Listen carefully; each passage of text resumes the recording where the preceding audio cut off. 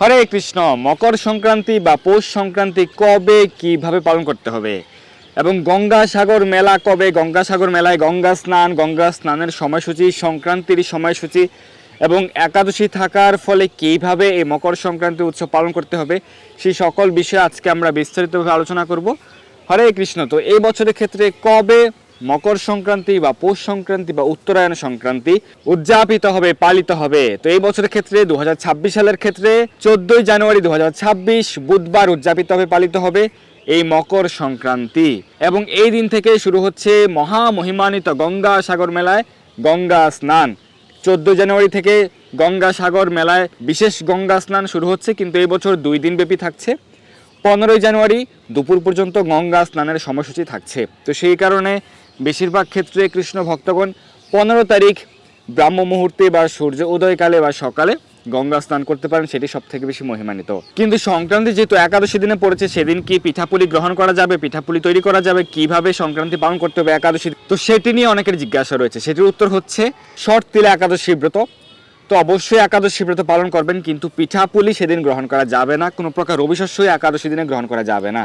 সংক্রান্তির সকল নিয়মাবলী আপনারা পালন করতে পারবেন, বিশেষ ভগবানের সেবা পূজা তর্পণ কার্য সবকিছু করতে পারবেন। পিঠাপুলি সেদিন কেউ চাইলে তৈরি করতে পারেন, কেউ চাইলে 15 জানুয়ারি পারণের দিনেও পিঠাপুলি তৈরি করে ভগবানকে নিবেদন করতে পারেন। কিন্তু যদি একাদশী দিনে ভগবানকে পিঠাপুলি নিবেদন করেন, যেহেতু ভগবানকে ব্রত পালন করতে হয় না, তাই ভগবানকে নিবেদন করা যাবে পিঠাপুলি, কিন্তু সেই পিঠা প্রসাদ একাদশী ব্রতের পর দিন গ্রহণ করতে হবে। এছাড়া সংক্রান্তির বাকি সকল নিয়মাবলী 14 জানুয়ারি আপনারা পালন করতে পারবেন, কিন্তু একাদশী ব্রত অবশ্যই পালন করবেন।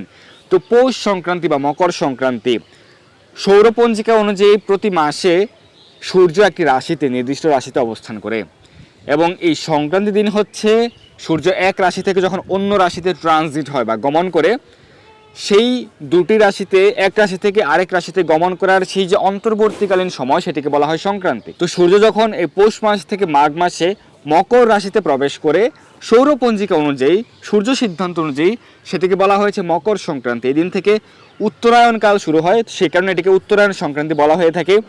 আর এই দিনে যেহেতু বিশেষভাবে তিলের পিঠা, তিলের নাড়ু, তিল ভগবানকে নিবেদন করা হয়, তো সেই কারণে এটিকে তিল সংক্রান্তিও বলা হয়ে থাকে, পৌষ সংক্রান্তি বলা হয়ে থাকে। অর্থাৎ 4টি নাম রয়েছে: পৌষ সংক্রান্তি, মকর সংক্রান্তি, উত্তরায়ণ সংক্রান্তি এবং তিল সংক্রান্তি। তো এই সংক্রান্তির অনেক মাহাত্ম্য রয়েছে।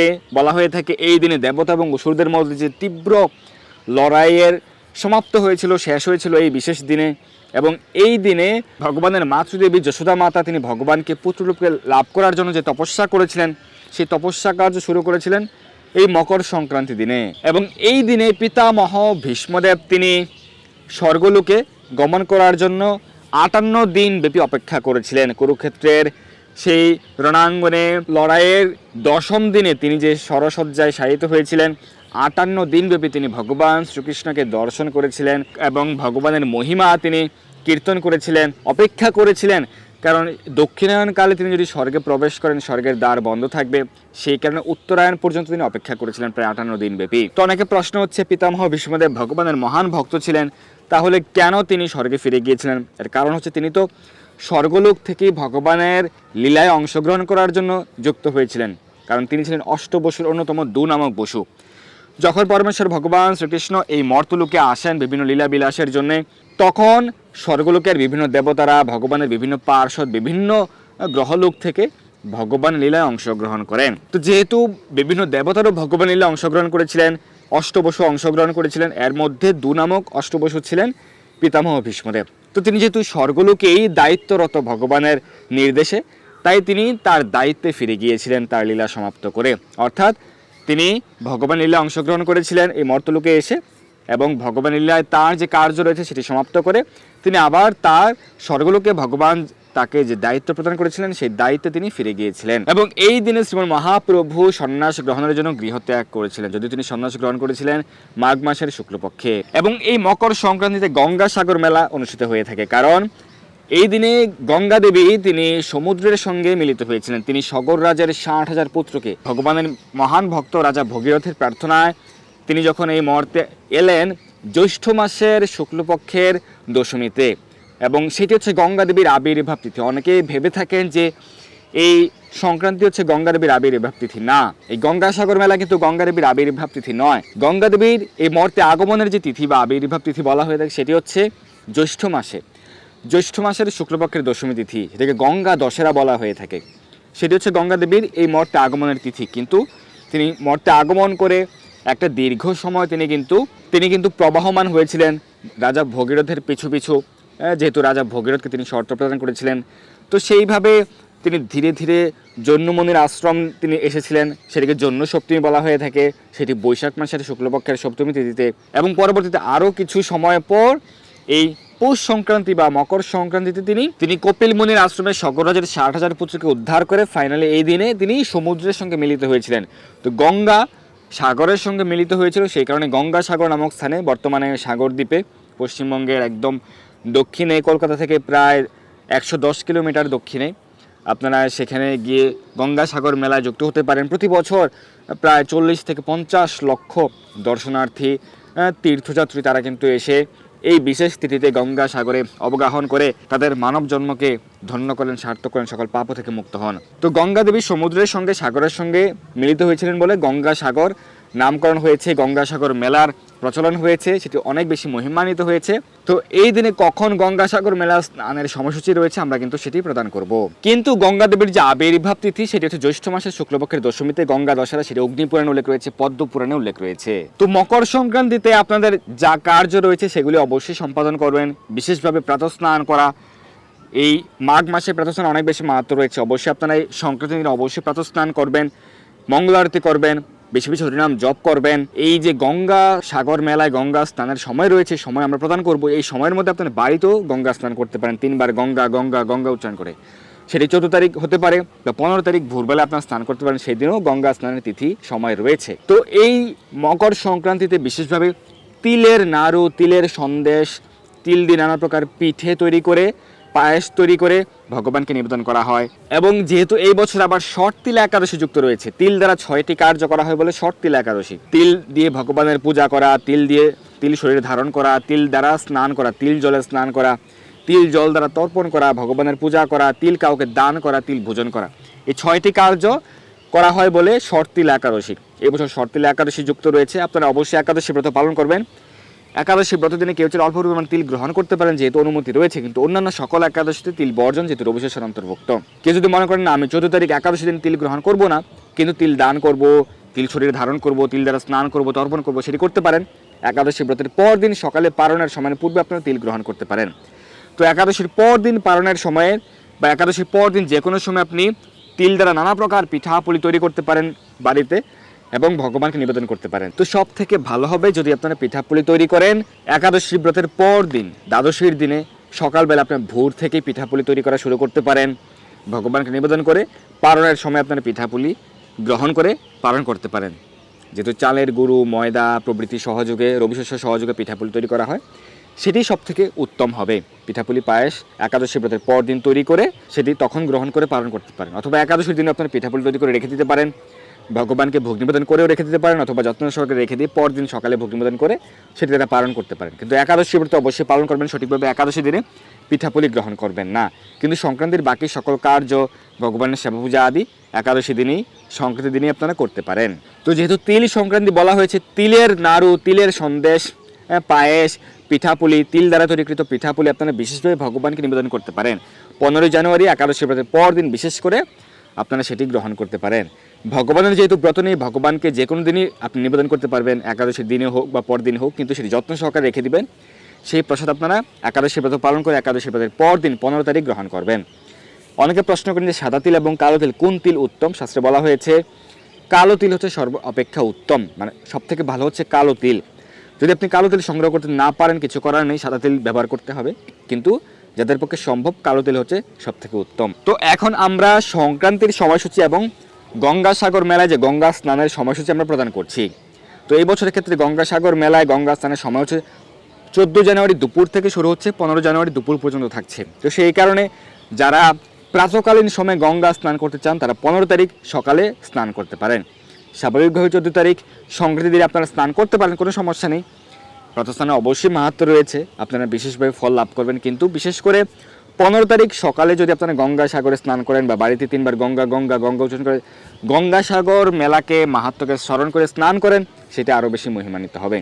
সেই স্নানের সময়সূচি হচ্ছে পশ্চিমবঙ্গের সময় অনুযায়ী এবং গঙ্গাসাগরের সময় অনুযায়ী 14 জানুয়ারি দুপুর 1:19 ঘটিকা থেকে 15 জানুয়ারি দুপুর 1:19, বৃন্দাবন দিল্লির সময় অনুযায়ী দুপুর 1:50 থেকে 15 জানুয়ারি দুপুর 1:50, মুম্বাই পুনের সময় অনুযায়ী 14 জানুয়ারি দুপুর 2:31 থেকে 15 জানুয়ারি দুপুর 2:31, চেন্নাইয়ের সময় অনুযায়ী দুপুর 2:14 থেকে 15 জানুয়ারি দুপুর 2:14, ত্রিপুরা অসম মেঘালয়ের সময় অনুযায়ী 14 জানুয়ারি দুপুর 1:04 থেকে 15 জানুয়ারি দুপুর 12:56, বাংলাদেশের সময় অনুযায়ী 14 জানুয়ারি দুপুর 1:38 থেকে 15 জানুয়ারি দুপুর 1:38।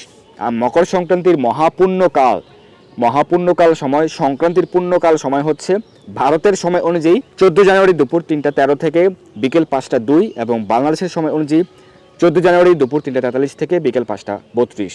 তো এই হচ্ছে মকর সংক্রান্তির সময়সূচি এবং গঙ্গাসাগর মেলায় গঙ্গা স্নানের সময়সূচি। মৎস্যপুরাণে উল্লেখ রয়েছে এই সংক্রান্তি উপলক্ষে বিশেষভাবে পিঠাপুলি তৈরি করে শুদ্ধ ব্রাহ্মণ বৈষ্ণবকে ভোজন করানো উচিত। শুদ্ধ ব্রাহ্মণ বৈষ্ণবের ভোজন করানো, তাদেরকে দান করা উচিত। এর অনেক মাহাত্ম্য মৎস্যপুরাণে উল্লেখ রয়েছে, যাদের পক্ষে সম্ভব আপনারা করতে পারেন। 15 জানুয়ারি বিশেষভাবে শুদ্ধ ব্রাহ্মণ বৈষ্ণবকে আপনারা পিঠাপুলি বা অন্ন প্রসাদ আপনার ভোজন করাতে পারেন এবং আপনার সামর্থ্য অনুযায়ী দান করতে পারেন। তো আমরা কিন্তু সারা বিশ্বের 30টি স্থানের এই 2026 সালের সমগ্র বছরের পুরো বছরের একাদশী তালিকা তৈরি করে দিয়েছি, আপনারা নিশ্চয়ই দেখেছেন।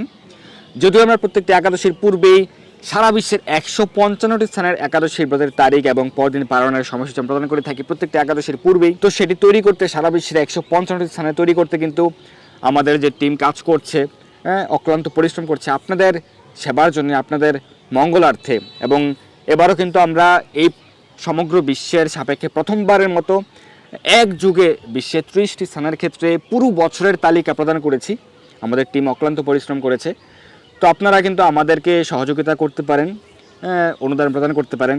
বিশেষ করে এই সংক্রান্তি উপলক্ষে, এই একাদশী ব্রত উপলক্ষে আমাদের এই হোয়াটসঅ্যাপ নম্বরে যোগাযোগ করতে পারেন। যারা ভারতে রয়েছেন, ভারত থেকে আপনারা এই নম্বরেই আপনার অনুদান পাঠাতে পারেন, আপনার সামর্থ্য অনুযায়ী যত কিঞ্চিৎ অনুদান পাঠাতে পারেন। অথবা যারা অন্যান্য দেশ থেকে উপকৃত হয়েছেন, তারা যদি অনুদান পাঠাতে চান আমাদের হোয়াটসঅ্যাপ নম্বরে যোগাযোগ করতে পারেন। তো ব্রহ্মবৈবর্ত পুরাণ, বিষ্ণু পুরাণ, ভাগবত পুরাণে এই গঙ্গা দেবীর যে মর্তে আগমন লীলা, গঙ্গাসাগর মেলার মহিমা সেটি উল্লেখ রয়েছে। যে সগররাজের 60,000 পুত্রের সেই কাহিনী। সগররাজ তিনি বিশেষভাবে একবার সংকল্প গ্রহণ করেছিলেন যে তিনি 100টি অশ্বমেধ যজ্ঞ করবেন শুধুমাত্র ভগবানের সন্তুষ্টির জন্যই। কিন্তু দেবরাজ ইন্দ্র ভেবেছিলেন যে 100টি অশ্বমেধ যজ্ঞ যদি কেউ করে তাহলে সে স্বর্গের রাজা হতে পারে, তাহলে আমার কি হবে, আমার এই পদবীর কি হবে, কারণ আমি তো স্বর্গের রাজা পদ, রাজ্য পদ আমি লাভ করেছি। তখন ইন্দ্রদেব কি করলেন, সগররাজের যে 99টি অশ্বমেধ যজ্ঞ সঠিকভাবে সম্পন্ন হওয়ার পর 100তম অশ্বমেধ যজ্ঞের সেই মন্ত্রপুত ঘোড়াটিকে, অশ্বটিকে অন্যায়ভাবে নিয়ে গেলেন ইন্দ্রদেব, তিনি কৌশল করে। তখন সগররাজ তার 60,000 পুত্রকে পাঠালেন সমগ্র পৃথিবীকে তন্ন করে খোঁজার জন্যে।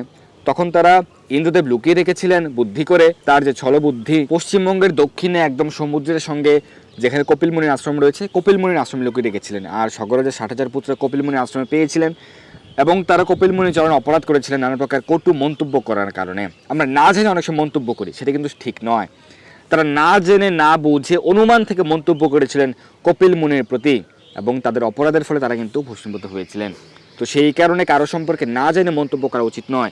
উপরন্তু যদি তিনি ব্রাহ্মণ হন, বৈষ্ণব হন, ভগবানের ভক্ত হন, না জেনে তার সম্পর্কে অহেতুক মন্তব্য করা উচিত নয়। তাহলে সে পাপ করুক বা না করুক, আমরা যদি মন্তব্য করি সেই পাপের ফল আমাদেরকে গ্রহণ করতে হবে। তো সেই কারণে অন্যের সমালোচনা না করাই হচ্ছে সব থেকে উত্তম। তো পরবর্তীতে সগররাজের দ্বিতীয় স্ত্রীর পুত্র অসামঞ্জস্যের পুত্র অংশুমান কিন্তু বিশেষভাবে কপিলমুনির প্রতি তিনি প্রার্থনা করেছিলেন এবং কপিলমুনির নির্দেশনায় তিনি বিশেষ তপস্যা করেছিলেন, তাতে ভগবান প্রীত হননি। পরবর্তীতে একই বংশের অন্যতম ভগবানের মহান ভক্ত বিশেষ রাজা ভগীরথ, তাঁর প্রার্থনায় ভগবান সন্তুষ্ট হয়ে বলেছিলেন যে গঙ্গা দেবী মর্তে আগমন করবে এবং তোমার যে পিতৃব্য রয়েছেন সেই সগররাজের 60,000 পুত্রদেরকে উদ্ধার করবে। তো রাজা ভগীরথের প্রার্থনায় যেহেতু গঙ্গা দেবী মর্তে আগমন করেছিলেন, তাই গঙ্গা দেবীর একটি নাম হচ্ছে ভাগীরথী, ভাগীরথী গঙ্গা। তো গঙ্গা দেবী মর্তে এসেছিলেন জ্যৈষ্ঠ মাসের শুক্লপক্ষের দশমীতে। তিনি রাজা ভগীরথকে বলেছিলেন যে তুমি শঙ্খ বাজিয়ে বাজিয়ে সামনের দিকে অগ্রসর হবে, পেছনে তাকাতে পারবে না, কিন্তু তুমি আমার শব্দ, শৌষ শব্দ শুনবে, তুমি যে দিক দিয়ে হেঁটে যাবে আমি সেই পথে অগ্রসর হব কপিলমুনির আশ্রম পর্যন্ত। তো এইভাবে অনেকটা দিন লেগেছিল এবং ধীরে ধীরে অগ্রসর হতে হতে এই মকর সংক্রান্তির দিনে কপিল মুনির আশ্রম পর্যন্ত পৌঁছেছিলেন এবং পরবর্তীতে গঙ্গা দেবী সমুদ্রের সঙ্গে মিলিত হয়েছিলেন। তো এই কারণে সগরদের 60,000 পুত্রকে উদ্ধার করে গঙ্গা যখন সমুদ্রের সঙ্গে মিলিত হলো যে স্থানে, সেই স্থানটির নাম হলো গঙ্গাসাগর। তো এই লীলাটি কিন্তু আমরা প্রতি বছর বিস্তারিতভাবে আলোচনা করে থাকি। এই বছর আমরা সংক্ষিপ্তভাবে আলোচনা করলাম। আমাদের প্রতি বছরের গঙ্গাসাগর মেলা এবং গঙ্গা দশেরার আলোচনাটি আপনারা শ্রবণ করতে পারেন, সেখানে আমরা বিস্তারিতভাবে এই লীলাটি আলোচনা করেছি। এই বছর আমরা মকর সংক্রান্তি কীভাবে পালন করবেন, একাদশী ব্রত থাকায় কীভাবে পালন করতে হবে এবং স্নানের সময়সূচি, সংক্রান্তির সময়সূচি প্রদান করেছি। এদিন আপনারা বেশি বেশি হরিনাম জপ করবেন, প্রাতঃস্নান করতে পারেন, গীতা ভাগবত পাঠ করবেন। যাদের শ্রীমদ্ ভগবদ গীতা, শ্রীমদ্ ভাগবত, লীলাপুরুষোত্তম শ্রীকৃষ্ণ গ্রন্থ, ভগবানের দিব্য লীলা মহিমা সম্মানিত গ্রন্থ, লীলাপুরুষোত্তম শ্রীকৃষ্ণ গ্রন্থ, নবদ্বীপ ধাম মাহাত্ম্য, রামায়ণ, মহাভারত, একাদশী মাহাত্ম্য, নামহট্ট পরিচয়, যে কোনো প্রকার গ্রন্থ যাদের প্রয়োজন আমাদের হোয়াটসঅ্যাপে যোগাযোগ করতে পারেন। আমরা সমগ্র ভারতে গ্রন্থাবলী এবং তুলসীমালা, জপমালা প্রভৃতি হোম ডেলিভারি দিচ্ছি। সকলের জয় হোক। ধন্যবাদ সবাইকে। হরে কৃষ্ণ।